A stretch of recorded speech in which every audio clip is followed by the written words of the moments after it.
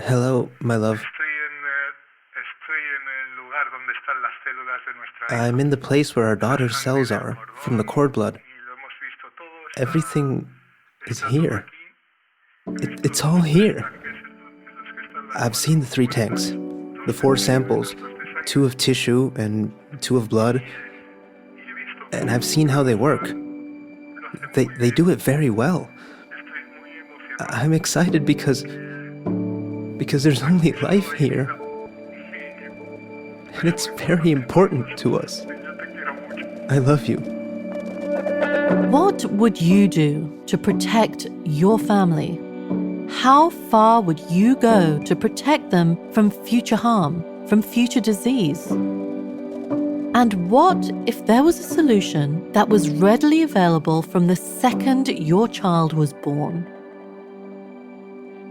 I'm Angela Saini, a journalist and author. I've written 4 books exploring humanity's fascination with science as a solution to social problems.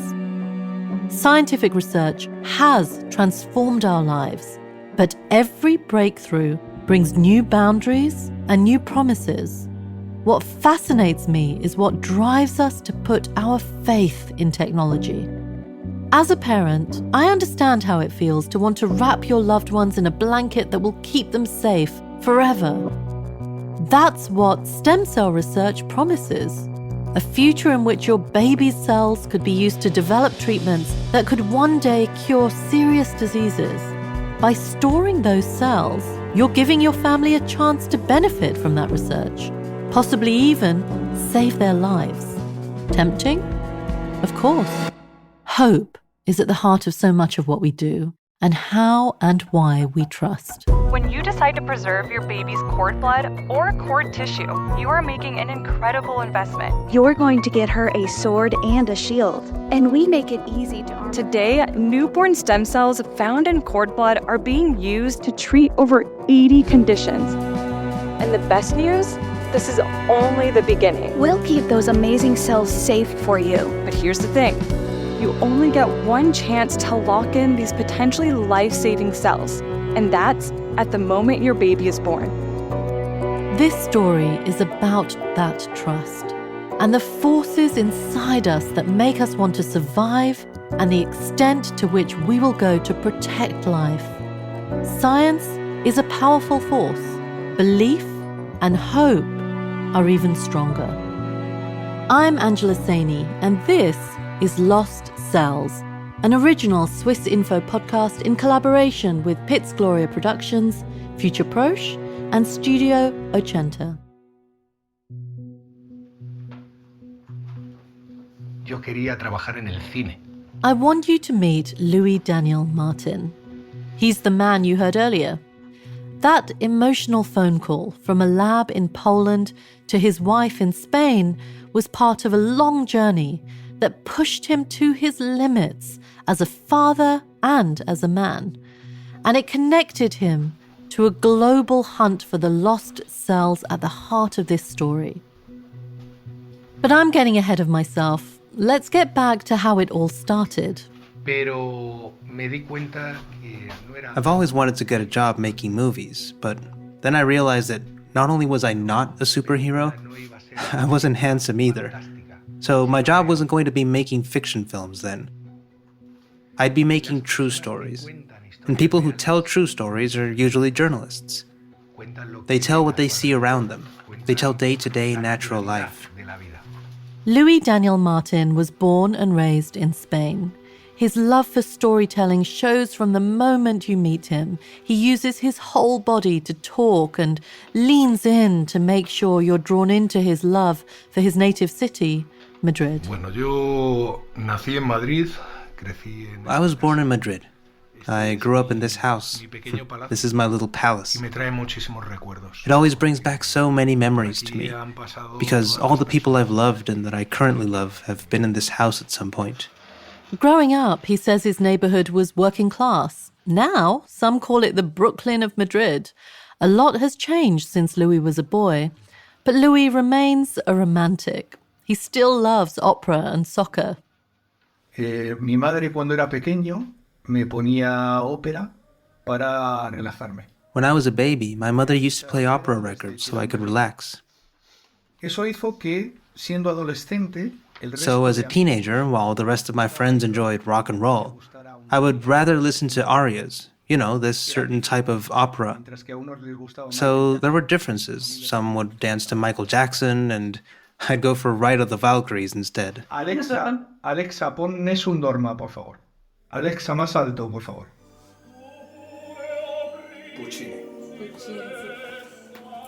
Now he's a member of the Royal Madrid Opera Theatre, but he's just as devoted to soccer. Una idea. They're not very different. They're both passions, after all. A hobby is feeling love for something, for an idea. For me, football is not just playing with a ball. Kicking a ball around means camaraderie. It's friendship, it's family, it's an environment. But for Louis Daniel, once he hit his late teens, growing up was about more than sport and opera. A partir de los 18 años, comienzo con problemas de From the age of azúcar, 18 onwards, I start having sugar and diabetes problems. That strikes my immune system as well.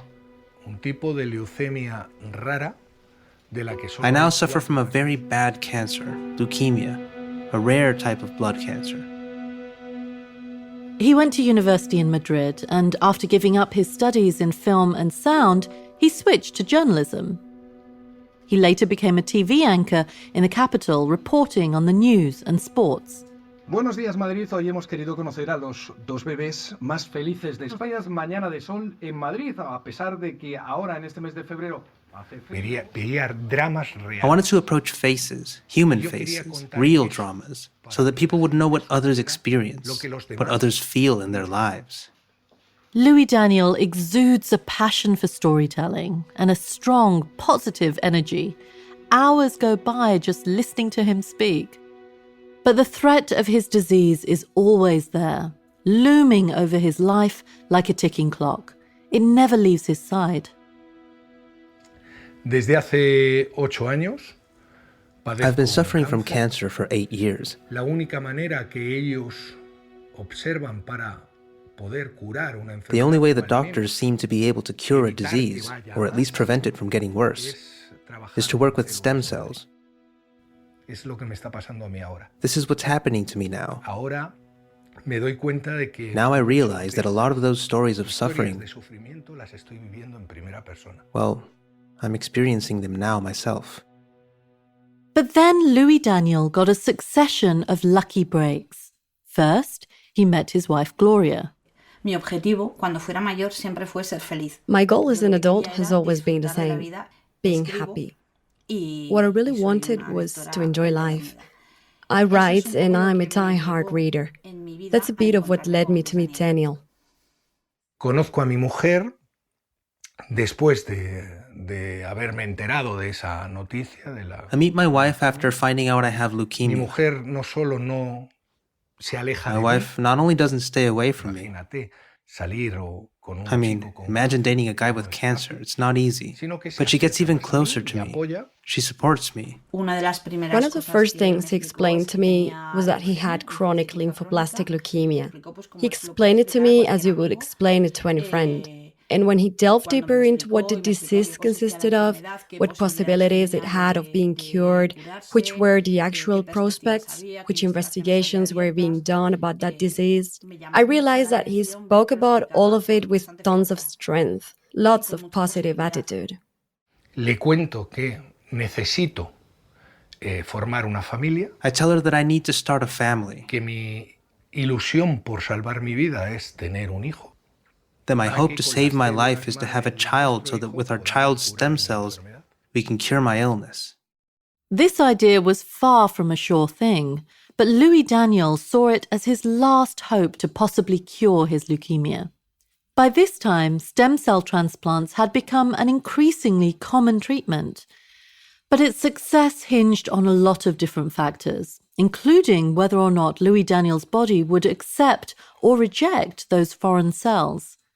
Louis Daniel didn't want to roll the dice by using cancer-free cells from a stranger.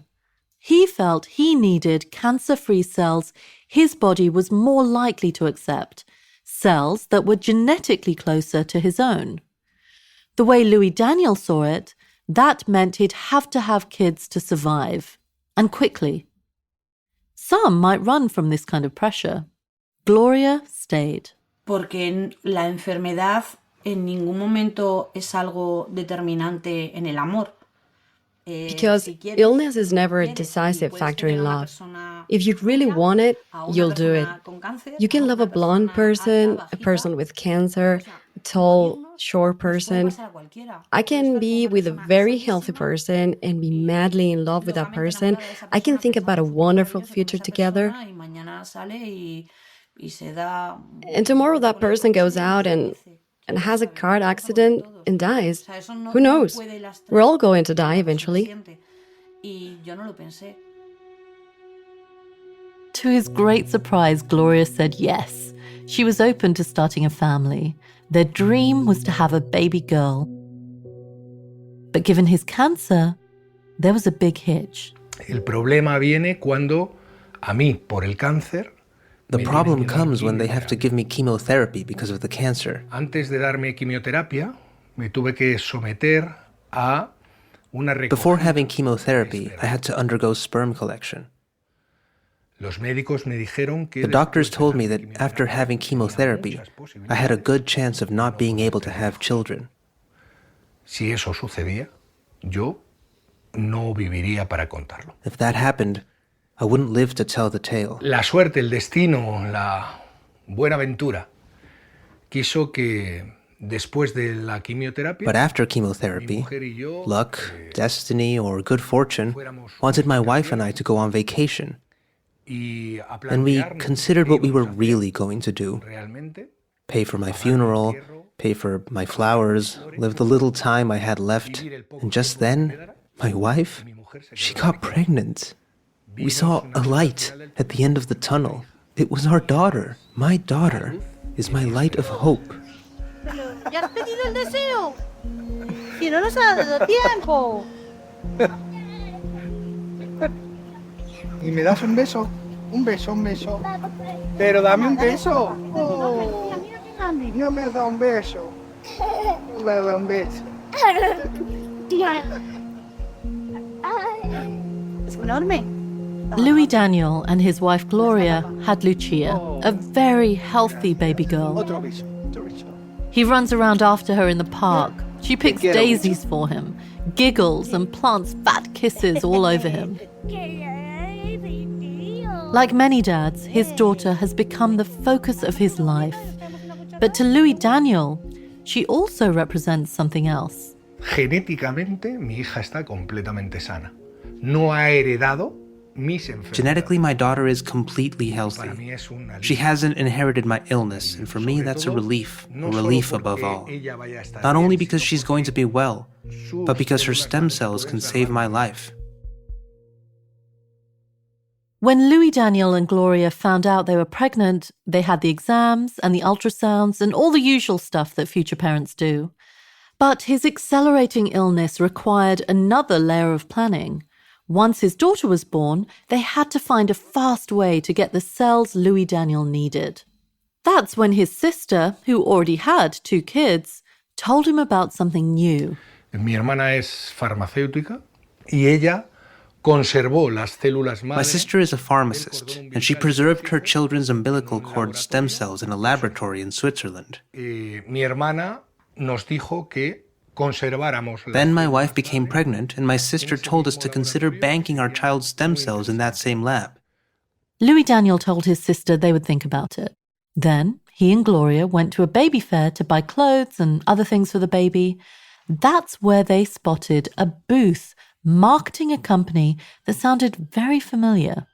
CryoSave is Europe's leading family stem cell bank. You're looking at a new kind of medicine. CryoSave stores over 200,000 samples, originating from about 40 different countries around the world. To date, there have been over 20,000 transplants using umbilical cord blood for blood and blood-related diseases. The highest quality in the laboratory practice and the secure storage of stem cells is the most important objective for the company. We must never forget that every sample is actually representing the hopes of one family, so it's individual. We only have one chance to get it right. Because a parent would like to know whether the stem cells of their children are in good hands. Y nos ofrecieron esta empresa suiza, la misma que había trabajado Para mi hermana, And they talked to us nos about the ofreció Swiss company, el the same one where my conservar, sisters cryoconservar preserved the stem nuestra cells from her nuestra 2 hija, kids.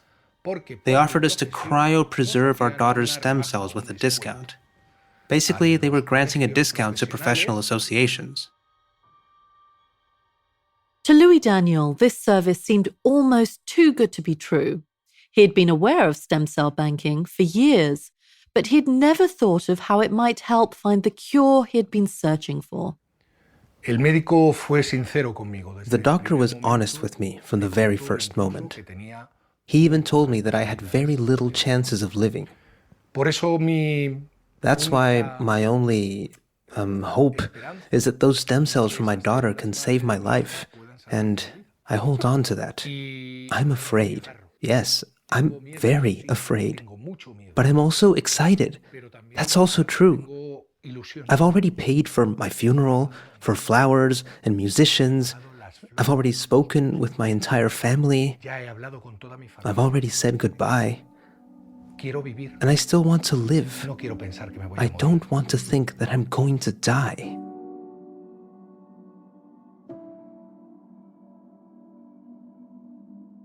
Louis didn't know it, but the leading-edge technology that he was pinning his hopes on was born across the Atlantic, long before his daughter, in a small town in the western region of North Carolina in the United States. We're back in the mid-'80s, where people didn't even know what blood stem cells were. Dr. Joanne Kurtzberg is a big deal in the world of stem cells. She's at Duke University now, one of the most prestigious American universities in terms of research, much like Harvard, Princeton, or Columbia. But back then, she was just a fellow, working in a lab at a liberal arts school in New York that was not exactly known for its scientific prowess. And the laboratories that I had to take as prerequisites for med school really did not have the intensity of a laboratory in a medical center. But Kurtzberg was interested in innovative things, working on transplants, bone marrow, blood. She wanted to know whether replacing sick cells with healthy ones could reverse disease. I was treating a patient with a very resistant leukemia, and an investigator here at Duke approached me about testing a new drug in this patient who had no other options. And we did it together, and it worked. And he invited me into his lab. That investigator asked Joanne to join a crack team of star researchers led by Hal Broxmeyer, a pioneering microbiologist in New York. Together, they wanted to understand why this treatment had been so effective. They decided to run more tests on the patient's cells. Eventually, with Joanne's help, the team figured out that this patient's cells were special. Not ordinary blood cells, but something different. Blood stem cells. Like seeds that bloom into all the different systems within the body, different kinds of stem cells do different things. So a stem cell is a cell that can divide and turn into any other cell in the body. And so you can have stem cells of the blood, which will just give rise to all the different kinds of cells in the blood, or stem cells of an organ, like the kidney or the heart, or certain cells in the brain. And they are restricted to only the organ they're associated with. But the most powerful kind of stem cells are the ones in the embryo. At that earliest stage in the formation of life, they can turn into almost any other cell in the entire body. Hal Broxmeyer's team, including Joanne Kurtzberg, wanted to look for these kinds of powers somewhere else too. The cord blood. Cord blood is a bag of blood with many kinds of cells, and a small portion of them are blood stem cells. And they are like cells in your bone marrow, which is your body's blood factory. And they give rise to all the different kinds of cells in your blood, and there are many. The umbilical cord connects the growing fetus to the placenta, which supplies the fetus with food and oxygen. That umbilical cord blood is also rich in blood stem cells. During your labor, you may be given oxygen to help sustain your baby until he is able to breathe on his own. Back then, in the 1980s, after childbirth, doctors mostly just threw the stuff out. But if embryos were these stem cell producing, miracle healing machines, Broxmeyer, Kurtzberg, and the lab members thought the cord blood fueling them had untapped potential. There must be something that could be done with it. And at the time, Kurtzberg knew that one of her young patients could use a miracle or two. I had a kid with a very rare genetic disease called Fanconi anemia. A disease where your body can't repair DNA properly. The only viable treatment was a bone marrow transplant, but no donors were a match for the boy. And I was taking care of him in the clinic. And kids with that disease will die of bone marrow failure or leukemia without a transplant. His mother got pregnant with another baby just by chance. And we tested that baby, and she did not have Fanconi, and she was a match to the little boy. Joanne and the team from Hal Broxmeyer's lab in New York didn't know whether a cord blood transplant would succeed, but they thought it might, so they got down to business. For months, stem cell researchers all over the world focused their attention on Salisbury, North Carolina, a small, rural community of just 22 square miles. They delivered in Salisbury. An obstetrician from New York came and lived there for 3 weeks just so he would collect the cord blood. We did the testing of the cord blood here. It got sent to Hal's lab in New York. Hal froze it in his lab and then carried it to Paris on an airplane for the transplant. So, 40 years later, Louis Daniel, like millions of others, found himself in the same position as that little boy from Salisbury, North Carolina. But instead of waiting on a baby brother or sister to save his life, he was waiting on his own baby. He decided to sign the contract with CryoSave. He even got a discount for being a journalist. He didn't quite understand why, but hey, who would say no to that? Nosotros firmamos un contrato de crioconservación durante 20 años. We signed a cryopreservation contract for 20 years with this Swiss company. Que nos indicaba que cuando mi mujer fuera a dar a luz, a tener a nuestra hija, venían a recoger. They told us that as soon as my wife gave birth to our daughter, they'd come to collect the stem cells in a special box that they had sent us. Then they'd take them directly to the airport and from there to Switzerland to keep it safe in a laboratory.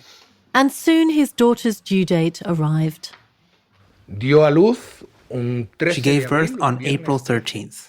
On Friday, April 13th, International Kissing Day. Porque así lo decidimos. Because we decided so. Y ese día estaba todo listo, nada más. That day, everything was ready. It was going to be the happiest day of his life. Squared, his cure, his daughter, and the newest member of Atletico Madrid, all arriving on the same day. El mismo día que nació, the same day she was born, just 2 minutes and 42 seconds later, she became a member of the Atlético de Madrid club already, my sweetheart football team. When that day finally came, it did not disappoint. His daughter was healthy, happy, his wife too.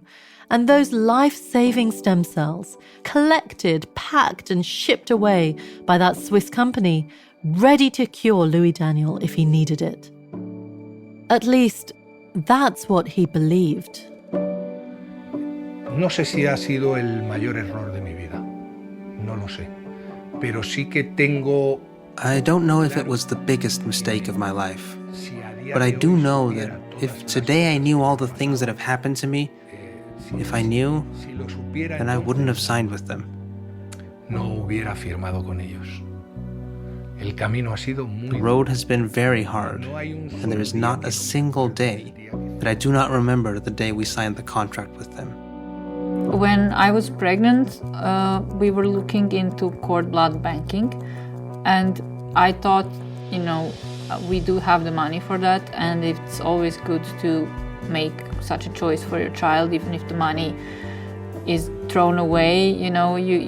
If you need the cells, it's going to be good to have them. When I was pregnant and when I was thinking about banking my child's cord blood, the cord blood bank they would all tell you, you're doing this for your child, it's really important, it will maybe help them later on, and we don't know yet, but science is coming on every day. And coming up on lost cells. The fear of having a sick child or having a problem with your child is just too big to bear. It totally convinced us. It felt like a trustworthy option. That's why the marketing is so clever, because the idea is that you will forget about it. I was literally on the desk with half my body cut open, and in one of the most emotionally strangest moments of my life. And what he was telling me at that moment is that he needed paperwork from me. Il y a une fourgonnette qui est arrivée avec une personne qui... A van arrived. Inside was a pretty stressed out person who had been asked to urgently transport some documentation. And after some heavy braking, all the documents spilled out everywhere inside the van. If you store money, you can go on next day and take it out. With stem cells, it's much more complicated. And then they said, well, we don't have a legal department. And I just started laughing, and they said, don't worry, you will have one very soon. I'm your host, Angela Saini. Thanks to our voice actors on this episode, Luis Lopez as Louis Daniel and Paula Marin as Gloria.